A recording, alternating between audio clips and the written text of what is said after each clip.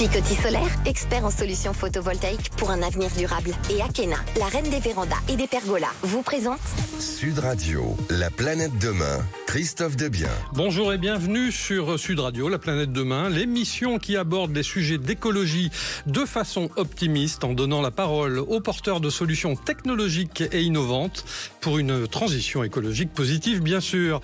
Dans la seconde partie de notre émission, nous aurons le plaisir de recevoir César Saint-Ouen, fondateur de Terrasses et Jardins de Paris, une maison d'architecture paysagère. Mais pour l'heure, nous avons l'honneur d'accueillir Oscar Dumans, président directeur général de Dougo, la plateforme digitale qui démocratise l'investissement dans les énergies renouvelables. Bonjour Oscar. Bonjour Christophe. Alors, les défis du changement climatique sont cruciaux pour la planète et impliquant une transition vers des énergies bien entendu vertes et non polluantes. À cet effet, des investissements massifs sont donc attendus pour atteindre l'objectif européen du fameux zéro émission net, d'ici à 2050. Et pour y répondre de façon positive et efficace, cher Oscar, vous avez créé la plateforme digitale Dougo. Alors, Oscar, pouvez-vous nous présenter votre start-up, ses missions et son offre? Oui, bien sûr. Merci. Je vais juste reprendre le nom, ça s'appelle Dougo. Ah, pardon, excusez-moi. C'est un peu anglophone et c'est pour Do Well, Do Good. Oui, bien sûr. Pas de souci. Je suis francophone. Bien sûr. Et du coup, c'est la problématique à laquelle on répond, c'est effectivement le financement de la transition énergétique. Donc, il faut investir massivement en Europe dans la transition. Donc pour déjà, on l'a vu lors de la guerre en Ukraine, qu'être dépendant d'importations en termes d'énergie, ça pouvait être dangereux et risqué. Et aussi pour des engagements de climat, donc réduire l'empreinte carbone de l'Europe. On s'attaque aussi à des sujets qui sont de relocalisation et d'une économie plus locale. Et ça, c'est un sujet qui est plus d'actualité avec la guerre sur les tarifs de Monsieur Trump. Et du coup, on a développé une plateforme qui répond à ces enjeux-là pour permettre de financer les acteurs qui travaillent à cette transition, pour financer les infrastructures vertes dans l'énergie renouvelable, mais aussi dans le waste management, la mobilité douce et tout ce qui est donc production locale avec une bourse qui s'appelle Dougo, du coup, pour laquelle on est en train d'obtenir les agréments au niveau européen, pour faire du marché primaire, donc des levées de fonds, pour financer ces infrastructures-là, mais aussi secondaire, un réel marché secondaire sur des actifs pour la transition. Mais on baisse fortement les barrières à l'entrée par rapport à une bourse traditionnelle. On accepte des projets à partir de 1 million d'euros de financement, quand en bourse, on est plutôt autour de 50 à 100 millions. Et du coup, c'est ce projet que je viens vous présenter aujourd'hui. Alors, si j'ai bien compris, votre plateforme innovante permet d'investir facilement dans des projets d'énergie renouvelable à travers des tokens. Mais comment cette plateforme utilise-t-elle la technologie blockchain pour faciliter les investissements ? Voilà, effectivement, c'est la technologie blockchain qui supporte toute l'infrastructure de notre plateforme. Et on parle de tokens, mais en fait, c'est les actions et les obligations traditionnelles qu'on va émettre. Donc, une entreprise, une PME, une ETI européenne qui veut lever de l'argent sur les marchés. Aujourd'hui, il faut atteindre une taille critique assez élevée. Mais chez Dougo, donc, à partir de 1 million d'euros, vous allez pouvoir vous introduire sur notre plateforme et lever de la dette sous la forme d'obligations, mais aussi du capital sous la forme de levée de fonds traditionnelle. L'intérêt d'avoir un marché secondaire sur ces entreprises-là, c'est de fournir de la liquidité, pouvoir revendre à tout moment pour l'investisseur. C'est aussi pour l'émetteur pouvoir émettre des dettes de plus long terme, par exemple. Donc on réduit les barrières à l'entrée, mais on apporte de la liquidité aussi pour les investisseurs. Alors j'ai une question autour des défis. Quels sont les principaux défis que vous rencontrez dans la mise en œuvre de cette plateforme ? Les défis sont principalement réglementaires. Aujourd'hui, ça fait à peu près 1 an qu'on travaille d'arrache-pied sur ces agréments-là qui sont tout nouveaux. Pour vous donner un exemple, pour une bourse traditionnelle, Euronext, il va y avoir à peu près 7 intermédiaires entre la chambre de compensation, tout un tas d'intermédiaires, les brokers de l'acheteur, du vendeur, etc. Alors que sur notre infrastructure à nous, il n'y aura que Dougo et la banque avec laquelle on travaille pour réunir les fonds ou redistribuer les dividendes, etc. Donc c'est un aspect réglementaire où il faut effectivement protéger l'investisseur final tout en respectant les bons usages de la bourse pour ne pas proposer des entreprises qui sont de mauvaise qualité ou qui vont falsifier leurs comptes. Donc au niveau réglementaire, on a eu énormément de travail, mais ça permet des nouvelles solutions qui sont très intéressantes, parce que Dogo va faire, pour donner quelques termes techniques, la custodie, le règlement, le livraison, le trading de toutes les actions et obligations, quand il faut à peu près 7 ou 8 intermédiaires dans une bourse traditionnelle, ce qui nous permet de réduire les barrières. Alors, comment Dogo garantit-elle la transparence et la traçabilité des investissements verts ? Donc ça, c'est effectivement quelque chose qu'on permet aussi en plus. On parle de blockchain, souvent les gens comprennent assez vite que la traçabilité a un vrai usage et bénéfice de la blockchain. Donc on peut rattacher toute l'information ESG, pour faire simple, ou l'impact sur les écosystèmes que vont avoir un projet qui se finance via Dogo.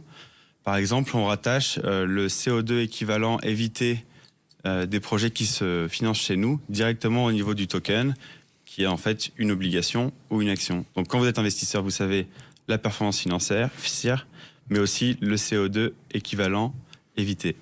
Alors si on revient sur l'ambition de Dogo, c'est de démocratiser l'investissement dans le marché des énergies renouvelables, j'en parlais tout à l'heure, en l'ouvrant à un éventail plus large d'investisseurs, et notamment en particulier. Alors on a un certain nombre d'auditeurs et d'auditrices qui vont être intéressés par le sujet, mais quels sont les avantages pour les investisseurs, et notamment les particuliers, d'utiliser votre plateforme par rapport aux méthodes traditionnelles ? Très bonne question, du coup. Effectivement, on permet d'adresser des particuliers et des professionnels en direct. Quand en bourse, vous ne pouvez pas être client directement d'Euronext, vous devez passer par un broker qui va être l'intermédiaire. Chez nous, les clients sont directement en direct pour financer les projets qui s'introduisent chez nous. Et vous avez accès à des projets de qualité en termes de private equity ou private debt, donc des entreprises de plus petite taille qu'en bourse, donc un peu plus de risques, mais aussi plus de rendement.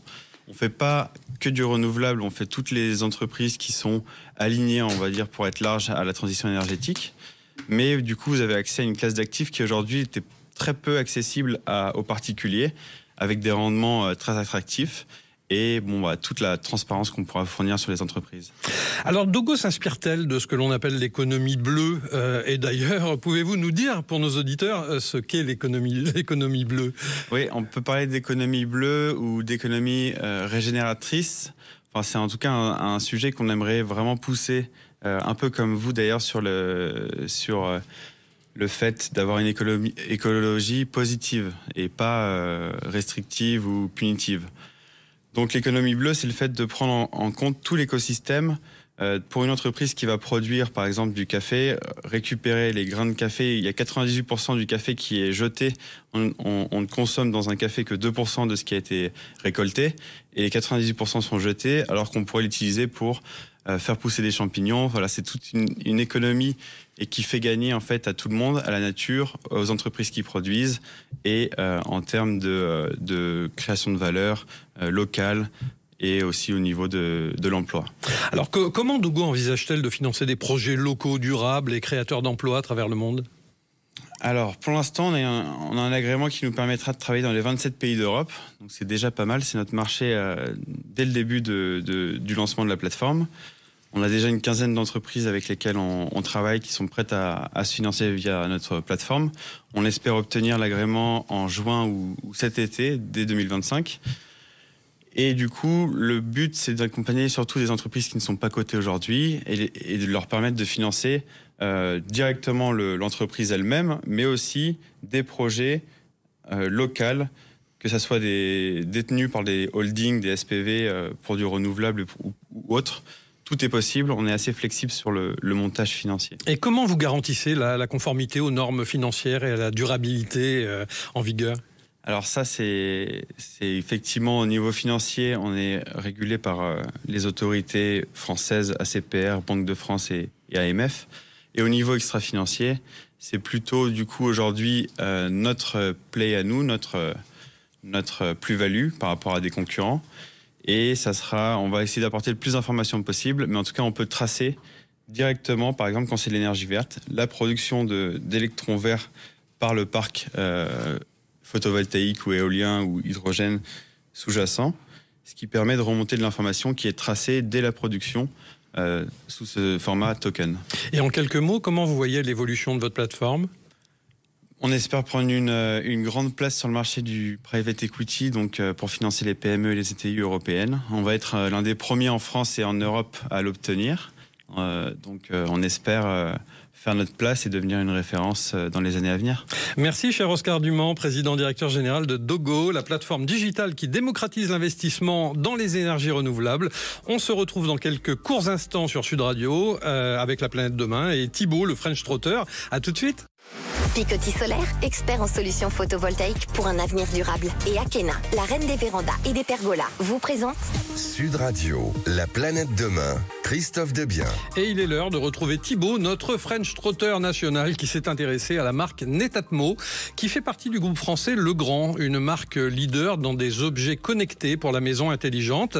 Et on va découvrir de quelle manière ces produits connectés nous font prendre soin de notre environnement. Bonjour Thibault. Et oui Christophe, je vous parle depuis Boulogne-Billancourt, au siège de Netatmo, où je rejoins Marc Chachereau, le directeur recherche et développement. On est au cœur du showroom, où je découvre quelques objets iconiques de la marque. En fait, c'est ici qu'on accueille les clients quand ils passent dans notre bâtiment, où on peut montrer nos différentes solutions, évidemment toutes connectées chez Netatmo, donc société pionnière dans les objets connectés, avec dès le début une focalisation et un focus mis finalement sur la maison connectée et plus principalement sur les usages qu'on peut offrir à nos clients, avec finalement deux objectifs principaux, l'amélioration de leur bien-être et de leur confort, et sans dégrader la performance énergétique, voire en l'améliorant. Le premier objet connecté qu'a fait Netatmo, qui se vend toujours et qui fonctionne toujours, est la station météo, donc qui est le produit iconique. Dès le début, il y avait cette idée de gestion de confort, parce que cette station météo, bien sûr, permet de mesurer la température intérieure, température extérieure, humidité, mais également le taux de CO2. Donc là, il y avait une idée quand même de vouloir aider nos clients à savoir si l'air dans leur maison est sain et s'il ne faut pas ouvrir la fenêtre tout simplement. A suivi juste après le thermostat connecté Netatmo, qui lui aussi un produit iconique, qui avait été designé à l'époque avec Philippe Stark. Voilà, vous pouvez vous rapprocher de l'objet, le voir. Donc c'est un. On peut le décrire pour les auditeurs ? C'est une forme de cube avec un écran qu'on appelle rémanent comme les liseuses. Donc c'est à la fois très lisible, mais aussi très peu consommateur d'énergie. Il est alimenté sur pile. Et il permet de réguler la maison. Et ce que la connectivité a permis de faire, c'est d'optimiser le confort énergétique et la consommation. Au moment de l'installation du thermostat, l'utilisateur est invité à décrire rapidement sa maison, quelle est la taille, quelle est la surface, quel sont le nombre de pièces. D'où le terme intelligent. Voilà, d'où le terme intelligent. Et en fait, les algorithmes qui vont permettre de réguler le chauffage au quotidien vont s'adapter en fait à votre domicile et votre usage. Donc, deux avantages, une fois de plus, confort, efficacité énergétique. Et ce qu'il faut que chacun réalise, en fait, à utiliser ces solutions, on devient sensible à la consommation énergétique et finalement on devient sensible aux problèmes climatiques et on fait soi-même un pas en avant. Voilà. C'est une question justement que je voulais vous poser. Est-ce que le développement durable est au cœur de votre réflexion ou alors c'est une conséquence de l'usage de vos produits ? Et je pense que si on remonte Netatmo en 2011-2012, à la moment de la création, évidemment on parlait moins du climat, de l'impact climatique. Aujourd'hui c'est notre préoccupation quotidienne et même nos ingénieurs et les gens qui travaillent chez Netatmo sont extrêmement sensibles à ça. C'est même un argument de recrutement parce qu'on sait qu'on a un impact environnemental fort et très intéressant. On peut le quantifier. Ça dépend de chaque domicile. Imaginez l'impact. Vous avez un thermostat qui est programmable, automatique et qui va gérer votre domicile. Donc, au lieu de chauffer toute la nuit à 19 degrés pour maintenir une température, il va baisser la nuit, puis remonter et faire un déclenchement en fonction de votre maison et de l'inertie thermique de votre bâtiment. Finalement, on parle bien d'un bâtiment. Il va pouvoir allumer le chauffage au juste bon moment. Donc ça peut être des pourcents, comme des dizaines de pourcents suivant l'efficacité énergétique du bâtiment.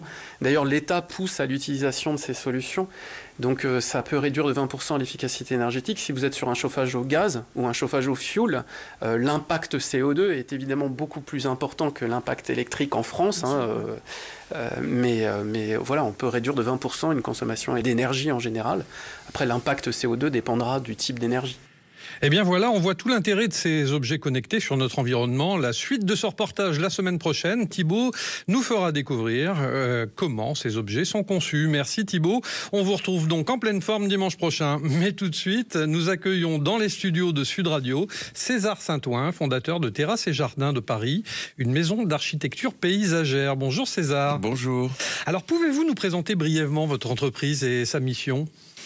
Nous végétalisons, nous aménageons et nous réfléchissons à tout ce qui va se passer en extérieur. Il faut que tout soit pratique, intelligent, durable, éco-responsable. Et en fait, nous, c'est assez simple, on veut que ça serve à quelque chose. Alors, mais qu'est-ce qui vous a motivé à créer Terrasses et Jardins de Paris ? Oh, c'est une longue histoire. Oula. Mais... Bon, en gros, vous avez quelques secondes. Voilà. En gros, je suis dans l'architecture et je pense que l'extérieur est vraiment un domaine de travail beaucoup plus vaste, avec beaucoup moins de contraintes. On en a d'autres, hein, je vous rassure, je vais vous en parler tout à l'heure. Mais on a beaucoup moins de contraintes pour imaginer des choses innovantes. Alors justement, parlons des contraintes ou des défis même plutôt. Quels sont les principaux défis que vous rencontrez lors de l'aménagement d'espaces verts en milieu urbain, notamment à Paris ? Alors en premier, c'est que les copropriétés ne sont absolument pas adaptées à la nouvelle façon de concevoir l'extérieur. Donc tout le monde interdit tout pour un oui, pour un non. Voilà. Beaucoup de gens dans les copropriétés pensent qu'ils savent, et souvent ils savent pas grand-chose. Ils ne connaissent pas l'impact positif de végétaliser un toit, par exemple. Rien que mettre du sédum, hein. Je parle juste, je dis pas d'aménager, de créer une terrasse. Rien que de mettre du sédum sur un toit, ça enlève de l'eau de pluie en trop, ça enlève, ça isole le toit, ça isole l'immeuble. Enfin bon, toutes ces choses-là ne sont aujourd'hui malheureusement pas prises en compte par les immeubles. Alors les immeubles neufs, oui, mais les immeubles anciens, non. Est-ce que vous avez remarqué une évolution des demandes de vos clients depuis la période Covid notamment, en termes d'aménagement d'espaces extérieurs ? Ah oui, alors d'abord les entreprises se sont réappropriées les espaces extérieurs qui laissaient un petit peu pour fumer, en gros. Hein, ce qui paraît logique, oui. Mais aujourd'hui, se sont aperçus que c'était un vrai espace de vie, oui. Un espace de travail aussi qu'on pouvait aménager dans la végétation. Et la végétation a quand même un effet assez positif sur le travail, dans le monde du travail. Donc oui, il y a eu une vraie prise de conscience. Et puis si demain on a une autre épidémie, on peut aussi travailler dehors dans les locaux de bureaux. Quoi.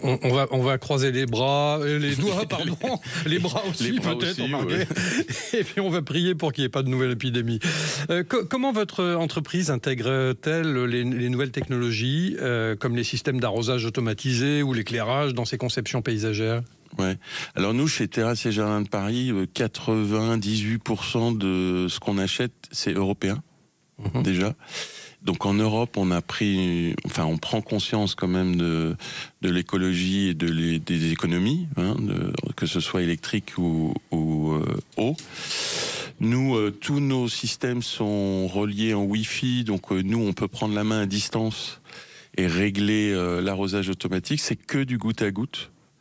Hein, là, on vient de finir un hôtel à Paris, là, dans le 7e. Tout est. Je peux moi maintenant, pendant que je vous parle, piloter, réduire. J'ai des testeurs qui vont me donner l'humidité de chaque endroit où il y a de la végétation, et je vais pouvoir régler par zone les gouttes à gouttes. Et on parle beaucoup d'intelligence artificielle aussi dans tous les domaines. Est-ce que votre domaine est touché par l'intelligence artificielle ? Est-ce que vous l'utilisez ? Non, mais touché, j'aime pas ce mot. L'intelligence artificielle et à mon avis, c'est comme si vous me disiez est-ce que il faut se servir des mails, vous voyez ? Je pense que l'intelligence artificielle, il est là. C'est intégré. C'est intégré. D'accord. Et nous, déjà, moi, il y a 2 ans, j'étais très amusé parce que la première personne chez moi qui a utilisé l'intelligence artificielle, c'est un Moldave qui avait du mal à parler en français et qui devait faire des rapports chaque soir sur ce qui avait été réalisé sur le chantier et qui doit être lu par nos équipes, bien sûr, mais aussi les clients. Ah oui, incroyable. Et lui, maintenant, aujourd'hui, il parle. Bah oui, bien sûr. Il parle en moldave, c'est traduit en français. Non, mais tout est plus facile. Oui. Et du coup, ça lui a ouvert des portes. Oui. Au sein de l'entreprise et au sein de nos clients. Alors, selon vous, comment la végétalisation permet-elle de rafraîchir les villes ? C'est simple, hein, le verre apporte de l'oxygène, le verre apporte de l'ombre, le verre, une forêt, il fait plus frais à l'intérieur d'une forêt. Moi, je dis toujours à mes équipes, on est des architectes paysagistes, mais chez Terrasses et Jardins de Paris, il ne faut pas oublier le bon sens. Et le bon sens, c'est la nature qui nous le dit tous les jours. Bon sens paysan. Voilà, exactement. C'est la base de l'écologie, d'une manière générale. Exactement. Alors, on parle aussi beaucoup de changement climatique, bien sûr, vous l'entendez un peu partout, sur tous les médias, et pas que. Quelles sont les plantes et les arbres qui sont les plus résilients face à ce changement climatique dont on parle tant ? C'est pas une question de résilience, il faut adapter les végétaux en fonction de là où on va les planter. Il faut adapter les végétaux par rapport aux envies et aux besoins de nos clients. Si vous voulez de l'ombre, si vous voulez des fleurs, si vous voulez, voyez. Et nous, après, on travaille au sein de nos équipes au bureau d'études. On a des spécialistes sur les plantes et on va travailler avec des petits producteurs français essentiellement à 80%, sinon c'est italien ou espagnol, ou allemand ou belge. On va travailler sur le végétal le plus adapté et où il va se sentir le mieux, où il n'y a pas besoin d'une surcharge d'eau, par exemple. Et donc on va essayer d'être un bon paysan et de choisir la bonne plante au bon endroit pour les besoins des clients. Sur ces bons mots, merci infiniment, cher César Saint-Ouen, fondateur de Terrasses et Jardins de Paris, une maison d'architecture paysagère. Je vous la recommande. On se retrouve dimanche prochain à 12h30 dans La Planète Demain sur Sud Radio, avec de nouveaux acteurs de l'écologie positive et leurs solutions innovantes, bien sûr, pour un monde meilleur. À dimanche prochain. Akena, expert en carport et pergola solaire pour des économies et un avenir durable. Et Picoty Solaire pour que l'avenir s'éclaire avec des choix durables. Vous ont présenté Sud Radio, La Planète Demain, Christophe Debien.